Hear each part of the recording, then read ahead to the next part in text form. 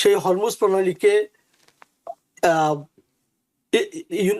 Iran যেভাবে ব্যবহার করেছে, যেটা আগেও অনুমান করা হচ্ছিল, গোয়েন্দা সংস্থাগুলোর রিপোর্ট ছিল যে যদি ইরানের সাথে আমেরিকার, যুক্তরাষ্ট্রের বা ইসরায়েলের যুদ্ধ শুরু হয়, তবে হরমুজ প্রণালীকে তারা ব্যবহার করবে। ইরান এই যুদ্ধ থেকে খুব শক্তিশালী একটা নিউক্লিয়ার অপশন পেয়ে গেছে, সেটা হলো হরমুজ।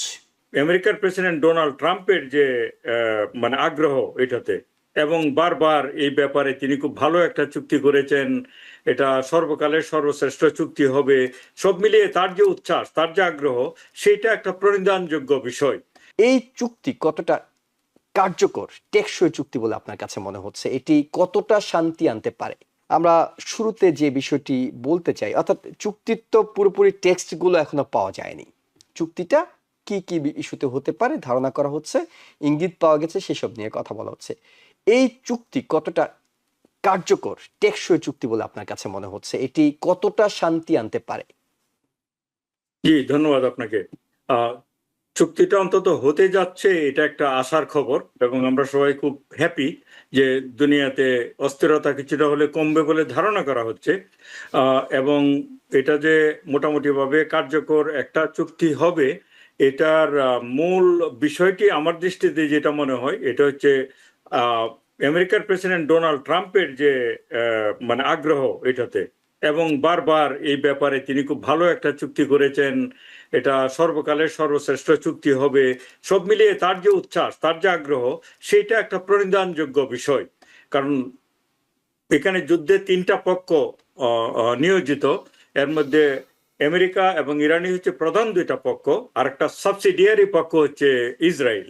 ইসরায়েলের কথাটা একটু পরে আসছি, যে এখানে একটা স্পয়লার এখনো রয়ে গেছে, এখনো 100% গ্যারান্টি দিয়ে বলা যাচ্ছে না চুক্তিটা কেমন হবে, আদৌ এটা টেকসই হবে কিনা। তবে আপাত দৃষ্টিতে আমরা যথেষ্ট আশাবাদী হতে চাই, কারণ যেটা একটু আগেই বললাম, দুজন যথেষ্ট প্রয়োজনীয় পক্ষ, ইম্পর্টেন্ট পক্ষ, তারা যথেষ্ট আগ্রহ দেখাচ্ছে ফর দ্য ফার্স্ট টাইম। তবে আমার মনে হয় এই চুক্তিটাতে অ্যাকচুয়ালি কি কি থাকবে, এটা এই মুহূর্তে আমরা শুধু আন্দাজ করতে পারি, তাই না? আমরা টোটালি টেক্সটটা যতক্ষণ হাতে না পাবো, লাইনে লাইনে পড়ে দেখবো, ততক্ষণ পর্যন্ত কথাগুলি হবে আন্দাজ ভিত্তিক, অথবা গণমাধ্যমে যেরকম খবর প্রচার করা হচ্ছে তার ভিত্তিতে। তো সেই জন্য আমি কিছুটা সাবধানতার সঙ্গে কথাগুলি বলতে চাই। যেমন জেসিপোয়া 2015 সনে যে চুক্তি প্রেসিডেন্ট ওবামা করেছিল, সেটা 18 পৃষ্ঠা লম্বা একটা চুক্তি ছিল, এবং সেই চুক্তিতে যথেষ্টই ডিটেইলড ওয়েতে সমস্ত নিয়ম কানুন গুলো, সমস্ত শর্তগুলো উল্লেখ করা ছিল। সেই চুক্তিটা আমি পড়েছি। যেহেতু সেই চুক্তিটা আমি পড়েছি, এখনকার যে প্রস্তাবিত চুক্তি, এটা আমরা জানি না, শুধু বলা হচ্ছে 1.5 পৃষ্ঠার একটা খসড়া। 1.5 পৃষ্ঠার খসড়াতে 18 পৃষ্ঠার কন্টেন্ট কখনো নিয়ে আসা সম্ভব না। সুতরাং সেই দৃষ্টিকোণ থেকে আমরা গণমাধ্যম, আপনাদের মাধ্যমে যতটা জেনেছি, সেইভাবে আমরা বলতে পারি যে ইরানও রাজি হয়েছে যুদ্ধ বন্ধের জন্য। মূল বিষয় যেটা খুব পরিষ্কার, সেটা হচ্ছে আসলে এটা যুদ্ধ বন্ধের চুক্তি না, এটা হচ্ছে যুদ্ধ স্থগিত রাখার, বিরত রাখার জন্য 60 দিনের জন্য এক ধরনের একটা চুক্তি, যুদ্ধবিরতি, সিজফায়ারটাকে আরো এক্সটেন্ড করা 2 মাসের জন্য, প্রয়োজনে হয়তো আরো বাড়বে। এই 2 মাসে কি কি হয়, সেইখানে হবে মূল ঘটনা। এই 2 মাসের মধ্যে ওরা সমস্ত নেগোসিয়েশনগুলি ফাইনালাইজ করবে, এবং ডোনাল্ড ট্রাম্প যেটা ঘোষণা দিয়ে আসছে, তার চুক্তি হবে সর্বকালের শ্রেষ্ঠ। বিশেষ করে ওবামার সাথে এই ডোনাল্ড ট্রাম্পের কিন্তু একটা অলিখিত এক ধরনের প্রতিযোগিতা, সে স্বীকার করুক না করুক, সে ওবামা একটা ভালো চুক্তি করেছিল, এটাই তার মনে হচ্ছে প্রধান গোস্বার ব্যাপার, এবং এটা সে ছিঁড়ে ফেলে দিয়ে এখন চাচ্ছে প্রমাণ করতে চার চুক্তিটা এর থেকে আরো অনেক ভালো হবে।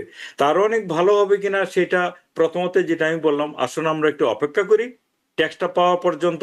তবে একটু যদি অগ্রিম বলে রাখি, আরো অনেক ভালো হওয়ার মতো সম্ভাবনা খুব বেশি আছে বলে আমার দৃষ্টিতে মনে হয় না জেসিপোয়া 18 পৃষ্ঠার যে ডকুমেন্টটা সেটা পড়ার পরে।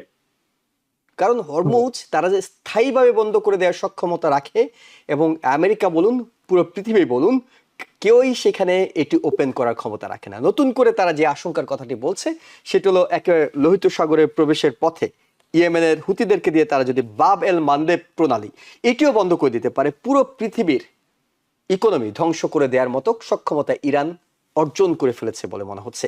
এটি কি এই যুদ্ধ থেকে ইরানের অনেক ক্ষয়ক্ষতির কথা আমরা বলছিলাম ডক্টর খালেকুজ্জামানের কাছে প্রশ্নে, এই যুদ্ধ থেকে ইরানের সবচেয়ে বড় অর্জন হিসেবে দেখা মতো বিষয়?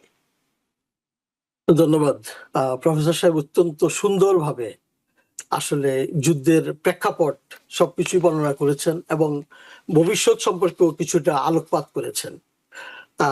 হরমুজ প্রণালী, যে হরমুজ প্রণালী দিয়ে বিশ্বের 20 থেকে 25% তেল রপ্তানি হতো, সেই হরমুজ প্রণালীকে ইরান যেভাবে ব্যবহার করেছে, যেটা আগেও অনুমান করা হচ্ছিল, গোয়েন্দা সংস্থাগুলোর রিপোর্ট ছিল যে যদি ইরানের সাথে আমেরিকা, যুক্তরাষ্ট্রের বা ইসরায়েলের যুদ্ধ শুরু হয় তবে হরমুজ প্রণালীকে তারা ব্যবহার করবে, কিন্তু ইরান সেটাকে শক্তি হিসাবে ব্যবহার করবে। কিন্তু ইরান যেটি দেখিয়েছে, হরমুজ প্রণালীকে পারমাণবিক শক্তির চাইতেও বেশি জোরালোভাবে ব্যবহার করে, সেটি হয়তো এই পর্যায়ে যাবে এটা কল্পনা করেনি। ইরান যেভাবে শুরু থেকে হরমুজ প্রণালীকে তাদের নিজস্ব করায়ত্তে, নিজস্ব কবজায় রেখেছে এবং শেষ পর্যন্ত রেখেছে, এইটা যে ইরানের একটা বিশেষ শক্তি যেটা আগে বিশ্ব দেখেনি। এবং এই ব্যাপারে গোয়েন্দা সংস্থাগুলোর অ্যাসেসমেন্টটা কি ছিল আমরা বুঝতে না পারলেও এটুক বোঝা যায় যে তাদের যে অ্যাসেসমেন্ট ছিল তার চাইতে অনেক গুণ বেশি শক্তি ইরান সঞ্চয় করেছে।